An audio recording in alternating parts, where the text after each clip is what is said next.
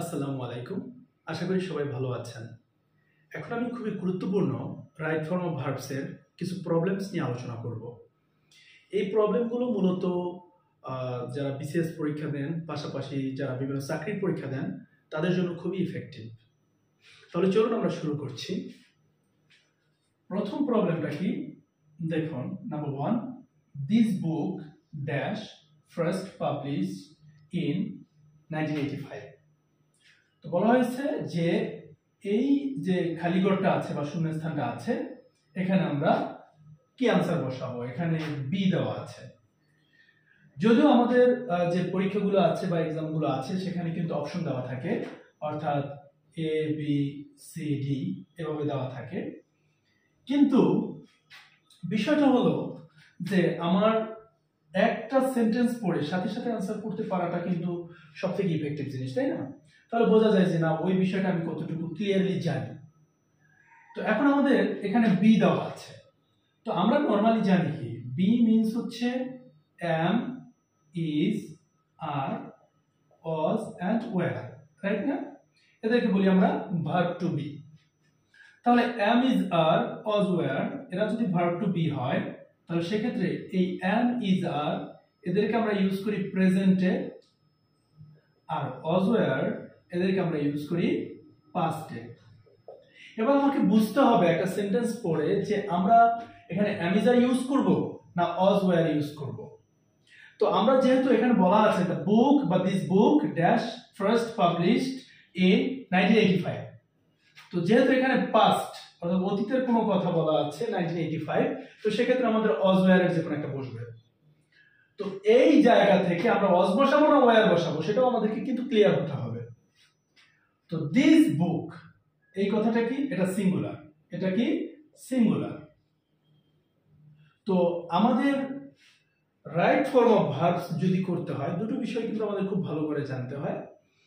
একটা হলো subject verb agreement, অর্থাৎ সাবজেক্টের সাথে ভার্বের সম্পর্কটা কিরকম। আর একটা বিষয় আমাদেরকে জানতে হয়, তা হলো যে রাইট ফর্ম অফ ভার্বস এর যে বেসিক রুলস গুলো আছে সেগুলো। তো দিস বুক যেহেতু বলা আছে এটা সিঙ্গুলার, সেক্ষেত্রে কিন্তু আমার এখানে ওয়াজ হবে। তাহলে this book was first published in 1985। তাহলে আমরা বুঝতে পারলাম যে অতীতের যদি কোনো সময়ের উল্লেখ থাকে সেক্ষেত্রে কিন্তু আমরা বিভার্ব হিসাবে ওয়াজ, ওয়্যার বসাবো, এম, ইজ, আর বসাবো না। আর ওয়াজ, ওয়্যারটা কিভাবে বসাবো তা ডিপেন্ড করে শুরুতে সাবজেক্টটা, অর্থাৎ সাবজেক্ট যদি সিঙ্গুলার হয় তাহলে আমার ভার্বটা সিঙ্গুলার হবে, সাবজেক্ট যদি প্লুরাল হয় ভার্বটা প্লুরাল হবে। আশা করি এক নাম্বার ক্লিয়ার। তাহলে আমি এক নাম্বারটা মুছে ফেলতেছি। এরপরে আমরা দুই নাম্বার প্রবলেমটা দেখব। আমাদের দুই নাম্বার প্রবলেমটা কি? হি said that he dash the previous day, এখানে দেওয়া আছে কাম অপশন। এখন আমরা কিন্তু জানি এটা কি দ্যাট।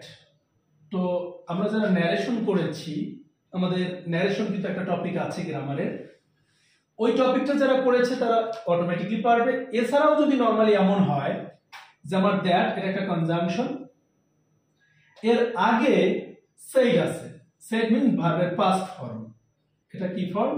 Past form. তাহলে পরের অংশটা কি হবে? পাস্ট পারফেক্ট হবে। তাহলে এখানে আমি যেটা বসাবো সেটা হবে পাস্ট পারফেক্ট। আমরা ন্যারেশনে করেছি যে যদি দ্যাটের আগের অংশটা পাস্ট হয় পরের অংশটা কি হবে? পাস্ট পারফেক্ট হবে, তাই না? তাহলে সেক্ষেত্রে এখানে হি, এখানে দেখা আছে কাম, তাহলে কাম হয়ে যাবে কি? হি হ্যাড কাম, কারণ কাম কেম কাম, তাহলে সেক্ষেত্রে এখানে কি হবে? Come, he had come. তাহলে he said that he had come the previous day. তাহলে আমরা বুঝতে পারলাম কি দ্যাট, দ্যাটের আগে যদি পাস্ট থাকে পরে কি হবে? Past perfect. ইজি। এরপরে আমরা 3 নম্বর প্রবলেমটা সলভ করব। 3 নম্বর প্রবলেমটা কি বলা হয়েছে? The woman was seen dash the ring in her bag, right?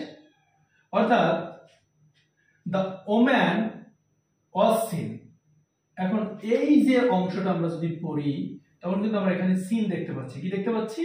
Scene. এখন একটা সেন্টেন্সে যদি দুটো ফাইনাইট ভার্ব আসে, কি ফাইনাইট ভার্ব, পাশাপাশি দুটো ফাইনাইট ভার্ব আসে, তাহলে এই যে দ্বিতীয় যে ভার্বটা আছে এটার সাথে কি হবে, আইএনজি যুক্ত হয়ে যাবে। তাহলে এক কথায় আমরা একটা সেন্টেন্সে দুটো ভার্ব আসলে দ্বিতীয় ভার্বের সাথে আইএনজি যুক্ত হয়ে যাবে। তাহলে এখানে আমরা দেখতে পাচ্ছি সিন, তাহলে পুট হয়ে যাবে কি পুটিং। ভেরি সিম্পল, তাই না? খুব সহজ। তাহলে 3 নম্বরটা আমাদের শেষ। এবার আমরা 4 নম্বর প্রবলেমটা দেখব। We helped him dash the work. এখন এখানে আছে ফিনিশ। এখন হেল্প তো একটা ভার্ব, তাহলে এখানে কি ফিনিশ কি ফিনিশিং হয়ে যাবে? এখানে কিন্তু একটা বিষয় আছে আমাদের মনে রাখতে হবে, কজেটিভ ভার্ব অর্থাৎ লেট, মেক এবং হেল্প এদের পরে সবসময় ভার্বের বেস ফর্ম বসে। ভার্ব এর বেস ফর্ম অথবা প্রেজেন্ট ফর্ম যেটা আমরা বলি, ভার্বের বেস ফর্ম বসে। তাহলে আমরা লেট, মেক এবং হেল্প এদের পরে ভার্বের বেস ফর্ম বসাবো। তাহলে উই হেল্পড হিম, এখানে ফিনিশ আছে, ফিনিশ ফিনিশই থাকবে। We helped him finish the work. আশা করি ক্লিয়ার। এরপর আমরা লাস্ট আরেকটা প্রবলেম আছে, এটা শেষ করলে আমাদের এই টপিকের আলোচনা এখানেই শেষ। I can here someone scream, এখানে কিন্তু হিয়ার দেখতে পাচ্ছি, এটা একটা ভার্ব আছে, তাহলে সেক্ষেত্রে এই ভার্বের সাথে কি হবে, আইএনজি যুক্ত হবে। S C R E A M I N G, screaming. Okay, so এই ছিল আমাদের এই পর্বের আলোচনা। স্টেপ বাই স্টেপ এভাবে আমরা আলোচনা করব। যদি কারো বুঝতে অসুবিধা হয় অথবা কারো কোনো কোশ্চেন থাকে বা কারো কোনো টপিক নিয়ে মনে হতে পারে যে এই টপিকটা নিয়ে ডিসকাস করলে বেটার হয়, অবশ্যই কমেন্টে জানাবেন। ভালো থাকবেন, সুস্থ থাকবেন, আল্লাহ হাফেজ।